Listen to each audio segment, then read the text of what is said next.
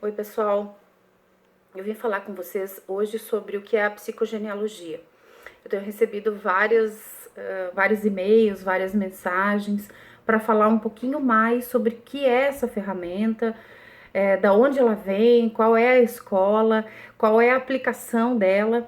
Então, a psicogenealogia, a própria etimologia da palavra já fala, né? É o estudo da psique em relação à genealogia de um indivíduo. Por mais que a gente não se dê conta, existe uma gama enorme de circunstâncias e de elos que regem a nossa existência. O nosso comportamento, a nossa forma de falar, de agir, reagir e pensar, ele está baseado num sistema de crenças. Como esse sistema de crenças ele é registrado em cada um de nós? Ele tem em consideração a nossa árvore genealógica, toda a nossa constituição e a história da nossa família. Da onde viemos, quem foram os nossos antepassados, o que eles viveram, qual foi a história de vida deles, quais foram as emoções que eles passaram. Tudo isso acaba registrando no inconsciente familiar desse sistema, né? E nós recebemos através de um código genético, né? Hoje a epigenética já chancela isso, e também através do contexto onde nós vivemos, do inconsciente coletivo já há muito tempo estudado e difundido por Jung, trabalhando também as simbologias, né? Porque nós sabemos que existe uma forma de comunicação, que é a parte verbal, né? Que coordena o lado do nosso cérebro que é mais racional, e nós temos uma forma de comunicação que está diretamente ligado ao nosso inconsciente, né? Ao nosso subconsciente, que é a parte de simbologias, né? Então, dentro de nós temos arquétipos e arquetipos, e dentro desse contexto de arquétipos e arquetipos, nós também temos arquétipos e arquetipos dentro do nosso sistema familiar. Muitas vezes nós nos vinculamos a um determinado antepassado, a um vô, uma avó, um pai, uma mãe. E como descobrir, né, a quem a gente se vincula e o que isso ocasiona? O que isso reflete em mim? Então, na verdade, a psicogenealogia, ela estuda o indivíduo a partir de uma gama de informações. Estuda o indivíduo a partir do transgeracional, que é a carga genética, a carga de emoções, toda a história que os nossos antepassados viveram, fortalezas, forças, mas também traumas, medos, né? Nós somos um compêndio de história cheio de emoções. E tudo isso faz de nós quem nós somos. Então, nossas programações inconscientes, uma grande parte delas, Salomão Celan, inclusive é um psiquiatra francês, ele ousa classificar que 50% dos nossos registros vêm do transgeracional e 25% vem do nosso processo de concepção. Então, dentro dessa linha que estuda o indivíduo, nós inclusive estudamos como vivia o pai, né, deste indivíduo, como vivia o meu pai num período de 9 meses que antecede a minha concepção. E por que 9 meses, né? Porque a nossa mãe, na verdade, quando ela foi gestada, ela já tinha dentro dela, ainda no ventre da nossa avó, o óvulo que iria futuramente nos fecundar. Então, enquanto a nossa mãe ainda era um bebê no ventre da nossa avó, ela já registrava informações, nós também estávamos lá presentes sob a forma de um óvulo, né? Recebendo toda uma carga de informações. E o homem, no caso, o pai, né? Ele traz também essa herança transgeracional de memória, de registros, de gostos, mas ela também implica num registro celular, isso é já estudado, amplamente difundido, inclusive por Bruce Lipton, tem uma obra maravilhosa chamada Biologia da Crença, de que a célula ela tem interferência no meio onde ela vive. Então, tudo aquilo que nos rodeia, né, nós registramos. Então, o que o nosso pai viveu nos 9 meses que antecederam a nossa concepção, ele vai dizer muito sobre nós. se eventualmente o nosso pai passou por dificuldade financeira, se eventualmente ele teve alguma notícia avassaladora, perda do pai ou perda da mãe, ou uma doença grave, fatal, uma morte de uma pessoa jovem e saudável, tudo isso vai registrar na célula, no código genético que nós temos através da transcrição do RNA, uma carga de informações que tem a ver com o que nós somos. Além disso, o que a psicogenealogia usa de ferramenta? Porque é uma terapia transgeracional, é uma ferramenta transgeracional que utiliza de várias correntes do conhecimento para trazer uma compreensão. Então, também utilizamos os registros de concepção, gestação, porque durante o período de gestação, a criança e a mãe são praticamente um ser. Então, a mãe é a responsável por transmitir toda uma informação para o bebê, e mamães não se sintam culpadas, né? A gente precisa ter uma ferramenta de autoconhecimento apenas para que a gente entenda quem nós somos realmente, a partir destes registros, né? Qual foi a forma de parto, né? Se nascemos de parto normal, cesariana, fórceps, tudo isso também vai imprimir uma característica de personalidade ou de forma de reagir a determinadas situações em nós. Também a psicogenealogia estuda a função e o sentido de uma determinada pessoa em um sistema familiar. Porque, convenhamos, né, que muito antes de existir qualquer objeto, uma lâmpada, uma cadeira, este objeto ele tem uma necessidade, né? A partir dessa necessidade ele é pensado, ele é projetado e só então ele é concretizado, ele sai do campo das ideias, ele sai do campo da imaginação. Então, nos reportando um pouco para a questão da família, ele sai do inconsciente familiar enquanto projeto e ele se torna concreto quando ele é realmente tirado do plano das ideias e realmente produzido, no caso de um objeto, por exemplo. Mas nós também temos o mesmo processo. Então, muitas vezes um sistema familiar precisa reparar algo, precisa trazer um novo equilíbrio, fazer uma homeostase, e para isso ela elege um determinado membro do clã, não que seja um eleito, todos nós temos programas reparadores, né, e que levam o equilíbrio para o nosso sistema, não só o nosso sistema, mas os sistemas que estão atrelados a nós. E trazemos, então, toda essa carga de informações. Por exemplo, uma pessoa que tem o nome de Jesus, né? Qual foi a intenção que esta mãe, que este pai ou que este sistema teve de necessidade para eleger o nome de um membro do seu clã que se reportassem a uma pessoa salvadora, né? Porque Jesus é um grande salvador da humanidade, enfim, para os cristãos. Então, dentro deste sistema familiar, qual é a implicação deste nome, né? O que acarreta para uma determinada pessoa levar esta intenção de ser um salvador?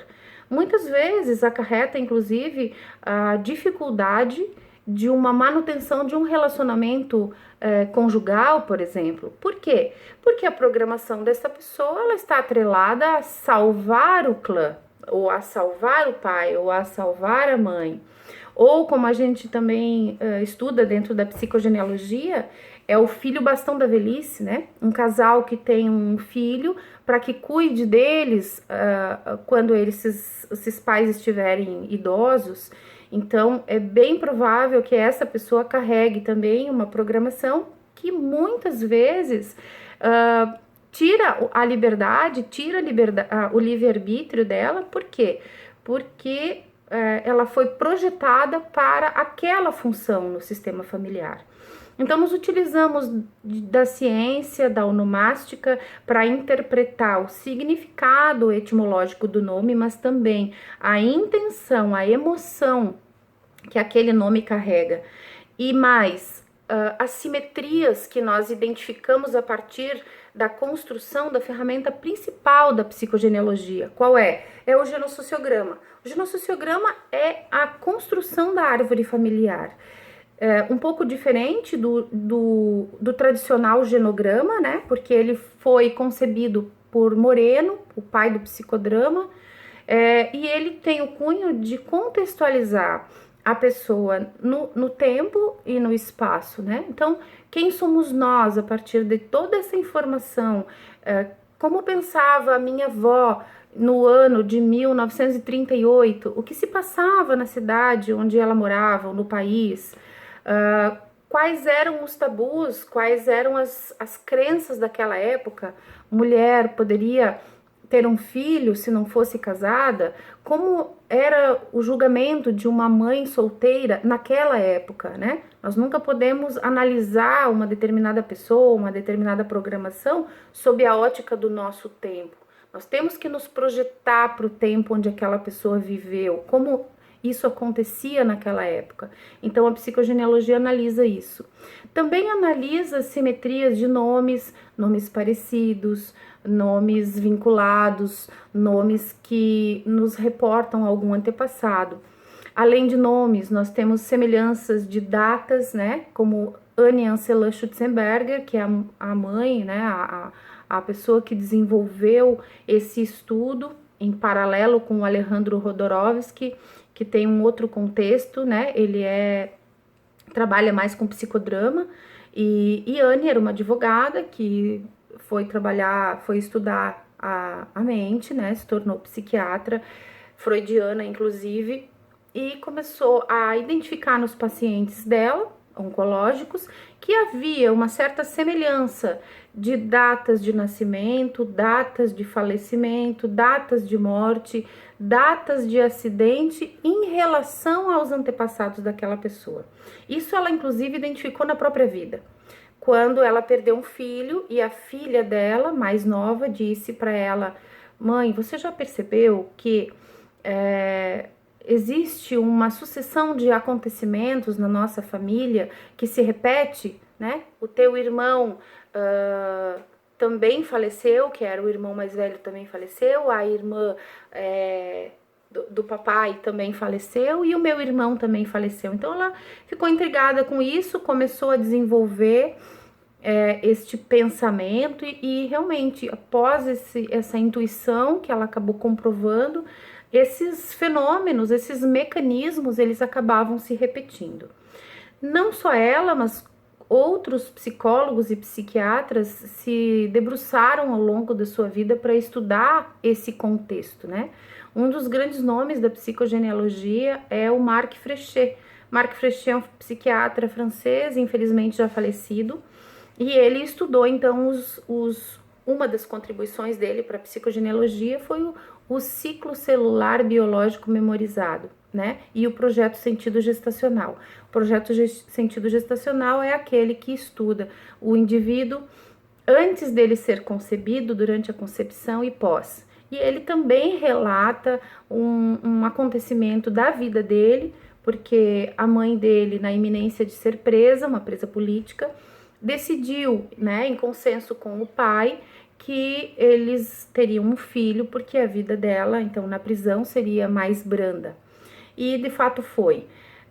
Então, ele dizia que ele já nasceu com 18 meses de cárcere, né? 9 de gestação e mais 9 em que a mãe dele ficou presa. E todo esse contexto pelo qual ele foi projetado, ou seja, para liberar ou para liberar a mãe da prisão ou para que ela tivesse uma vida mais livre, liberta, né? Ele acabou identificando toda essa projeção na atuação profissional, porque ele acabou percebendo que ele atraía mulheres grávidas e quase que na totalidade ele conseguia com que elas sanassem, com que elas se libertassem das suas programações. O ciclo celular biológico memorizado também ele identificou, percebendo que muitas vezes nós temos alguns sintomas biológicos, né? Uma tosse, ou um acidente, ou uma doença, e que, olhando para nossa árvore genealógica, nós temos algum membro do nosso sistema familiar a quem eventualmente estamos vinculados, que teve o mesmo comportamento, repete o mesmo sintoma, né? E na verdade nós acabamos sendo apenas um sinalizador para que a gente olhe para essa árvore que nos antecede, reprograme e compreenda essas lealdades, né, que nós temos inconsciente ao nosso sistema familiar, porque todos nós queremos pertencer a um sistema. Então entra tudo no contexto do pertencimento, inclusive. Nagy, que é um psiquiatra húngaro, Ivan Nagy, também deu muitas contribuições para a psicogenealogia, né? O equilíbrio entre dar e receber é um conceito de Nagy, a parentificação, quando inverte-se a posição de filho e pai, quando um filho se torna responsável pelo pai, pela falta dele ou pela ausência. Então, isso acaba também desequilibrando o sistema.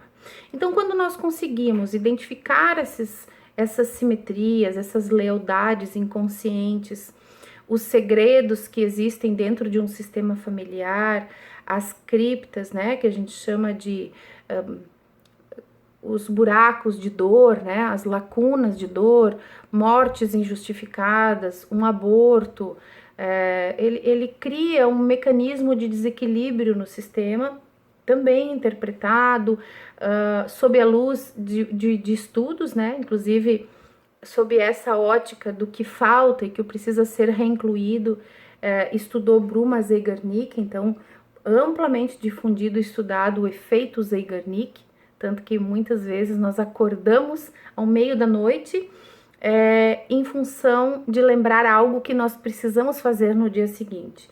No nosso sistema familiar é a mesma coisa.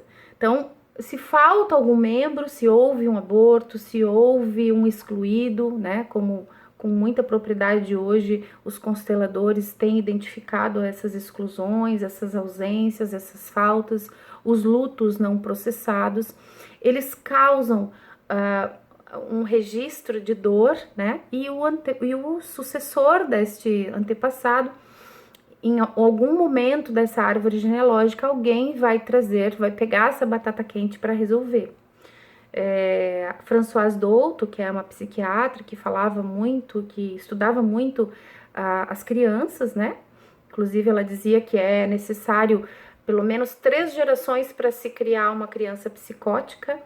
Ela dizia que quando uma geração cala, a outra carrega no corpo, né? E Jung falava que o que a gente não tomar consciência vai conduzir a nossa vida e nós vamos chamar isso de destino. Então, a psicogenealogia é isso, é um estudo que olha para estas programações inconscientes e nos conduz a um olhar para que a gente consiga realmente se libertar desses comandos, dessas repetições, ou até daquilo que nós não gostamos e que nós rechaçamos no nosso sistema familiar, mas um olhar sem juízo, né? Compreendendo o contexto daquela pessoa, naquele momento, naquela época, né? E, acima de tudo, para quê? Nós descobrimos o sentido e o propósito da nossa existência dentro de um sistema familiar. Um pouquinho da psicogenealogia é isso. No segundo semestre de 2018, nós traremos pela primeira vez para o Brasil, através do Instituto LIS, no qual eu sou sócia, a primeira formação internacional em psicogenealogia de uma escola que possui, inclusive, uma chancela de uma entidade de saúde, né? No caso, o Peru. Então, vamos trazer, em breve, vamos divulgar as datas da formação. Dentro dessa formação, nós trouxemos, então, os conceitos da psicogenealogia, aplicação, né? Porque nós teremos classes magistrais da formação da psicogenealogia e também a pessoa vai conseguir montar a sua árvore genealógica e fazer as suas interpretações. E ao final do curso, cumpridos os créditos, não que seja necessário que a pessoa faça todos os módulos para conseguir, porque na verdade são pré-requisitos para que você atinja a certificação internacional. Também temos um módulo básico, né, onde você pode ter conhecimento da técnica, da ferramenta e aplicar já na sua vida, no seu dia a dia, como mãe, como pai, como esposo, como chefe, aprendendo a conhecer as pessoas, aprendendo para que eu tenho um determinado sócio, qual é a sincronicidade que eu tenho com o sistema familiar do meu cônjuge, ou porque eu não tenho filhos, porque eu não consigo ter filhos, que programação essa árvore genealógica porta, né? Então, é uma ferramenta que leva compreensões. Então, no segundo semestre de 2018, faremos essa formação internacional. O professor é o Lauro Alonso. Inclusive, nós vamos apresentar dentro da formação de psicogenealogia um pequeno módulo sobre biodecodificação, que também é uma ciência nova, ela vem dos estudos do Dr. Hammer, trabalha um pouco da parte física, né, biológica, a memória biológica no corpo, atrelada às emoções, aos órgãos, e identificando para onde nós temos que olhar e o que nós temos que sanar. Então, é um prazer o meu contato para quem quiser maiores informações, eu vou botar abaixo do vídeo, e estamos à disposição e aguardamos vocês no segundo semestre de 2018 para a formação internacional e a qualquer momento aí para os cursos de formação básica. Até logo!